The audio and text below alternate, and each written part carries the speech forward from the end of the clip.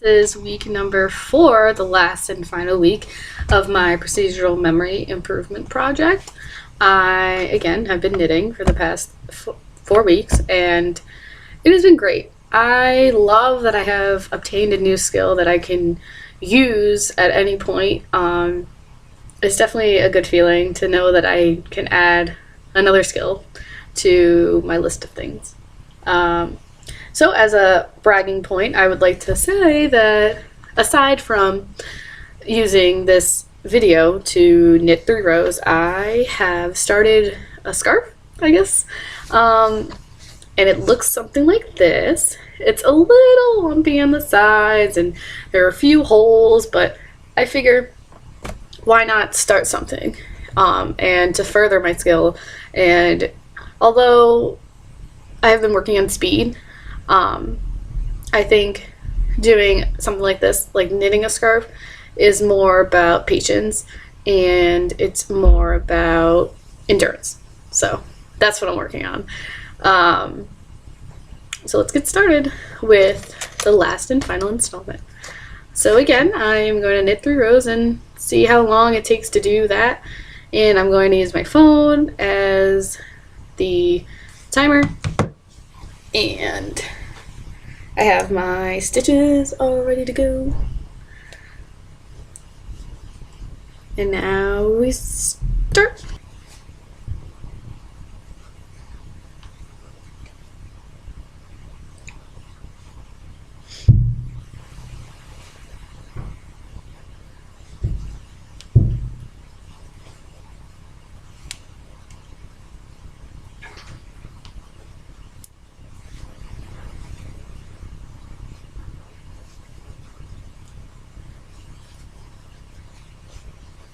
I was able to finish it in 7 minutes and 57 seconds. That is over 20 seconds faster than last week, and it looks like this.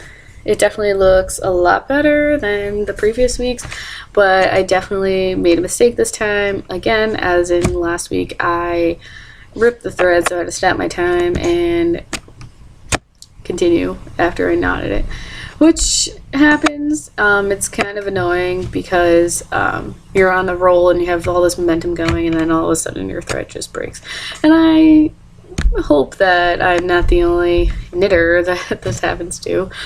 But I'm pretty satisfied with my time. I think 7 minutes and 57 seconds is pretty cool and pretty fast, considering I started at over 15 minutes, as you can see in my wonderful graph. I have labeled, let's see, we have to, so for 7 minutes and 57 seconds, we're about here. So the transition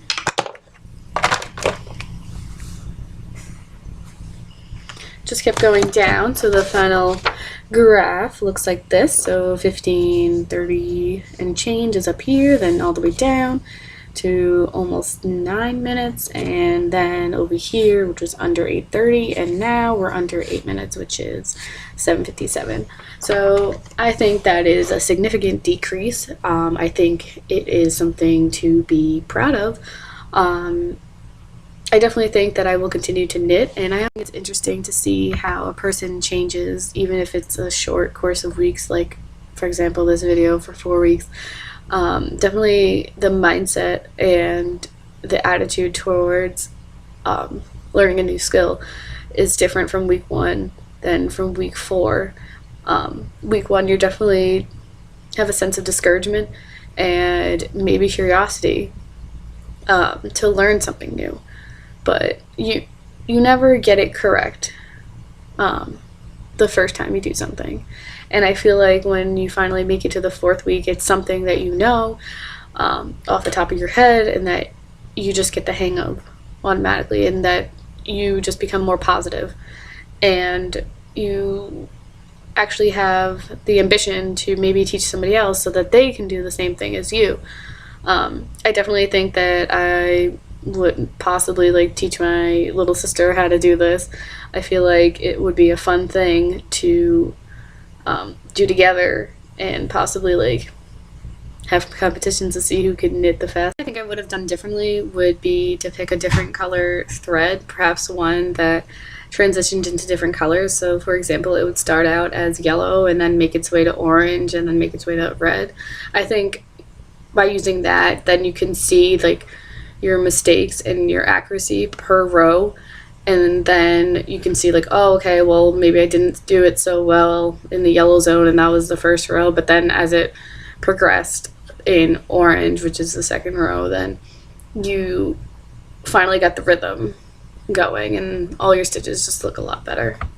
I think my videos have connected to Psychology 202 because it is similar to Fitz and Posner's 3 stages of motor learning. So like week 1 was the cognitive stage, because although it wasn't very consistent and there weren't a lot of gains towards it, but I was gathering information. And then week 2, pretty much the same thing, but it was also the transition into the associative stage where I was putting all the actions together and I didn't have to stop and think like, oh, okay, this needle goes here, I have to wrap and then I have to pull and then that'll form a stitch.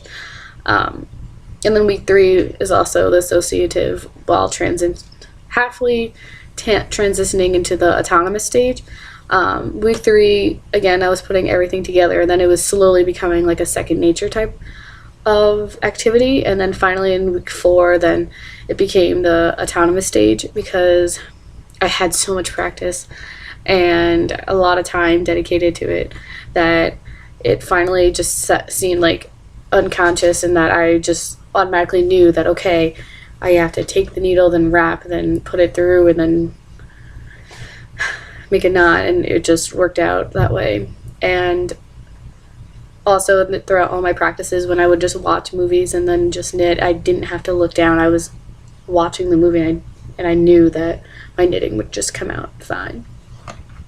Finally, it is week 4 and it's been a long time coming with all these videos, and I'm actually really happy that I did this project because I was able to see myself over the course of 4 weeks and how I improved, and I didn't think that this would be as much fun as it ended up being.